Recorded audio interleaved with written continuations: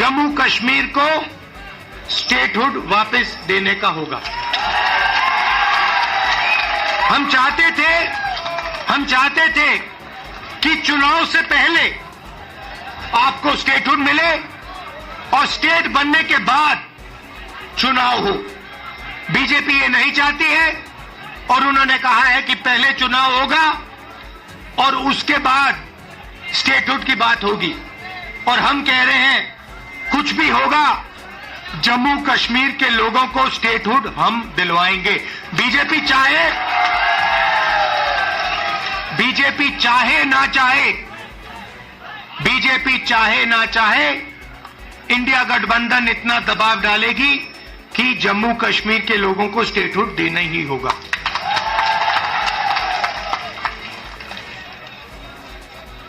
यहां पे हम सब जानते हैं कि बिजली के प्रोजेक्ट्स बनाए जा रहे हैं, मगर सच्चाई है कि बिजली के प्रोजेक्ट्स का फायदा आपको नहीं मिलता है। कहा गया है कि प्रोजेक्ट के 5 किलोमीटर रेडियस में आप लोगों को बिजली मिलेगी, फ्री में बिजली मिलेगी, मगर वो नहीं हो रहा है। और बिजली के प्रोजेक्ट्स का फायदा आप लोगों को मिलना चाहिए। स्टेटहुड मिलेगा, चुनाव में हम जीतेंगे तो ये काम हम आपके लिए करके देंगे।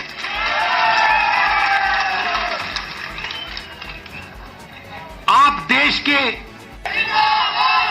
तो यहां हमारे एक युवा नेता हैं, एक बात मानकर चलो, यहां पर कांग्रेस पार्टी की अलायंस की सरकार आ रही है।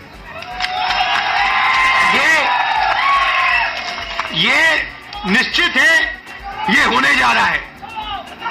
और हमारा पहला काम, हमने नेशनल मैनिफेस्टो में कहा और मैं यहां भी कह रहा हूं, जो भी सरकारी वैकेंसीज हैं उनको हम भरेंगे और एज को हम 40 साल तक एक्सटेंड कर देंगे।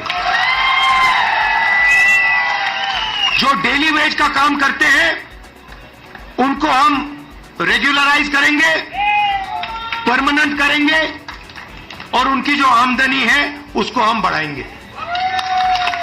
मगर हमारा लक्ष्य होगा कि हम सबको लेकर एक साथ मिलकर जम्मू कश्मीर की सरकार चलाएं, सबकी रिस्पेक्ट हो,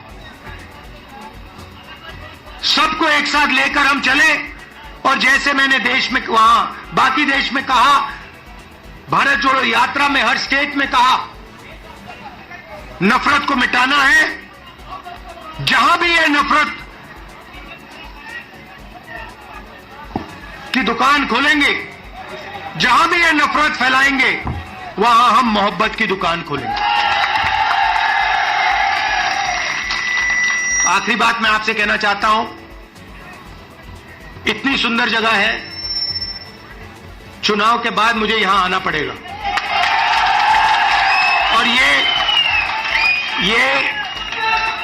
जो आपने वकार जी कर्रा साहब, ये आपने जो मेरा 45 मिनट का प्रोग्राम यहां बनाया है, ये आपने मुझे ठग लिया। यहां पे कम से कम 1 दिन, 2 दिन, 3 दिन का प्रोग्राम बनना चाहिए। मुझे ऐसी जगह देखने को नहीं मिलती है, ऐसे प्यारे लोग। कम से कम यहां मुझे 2-3 दिन के लिए लाइए और यहां घुमाइए।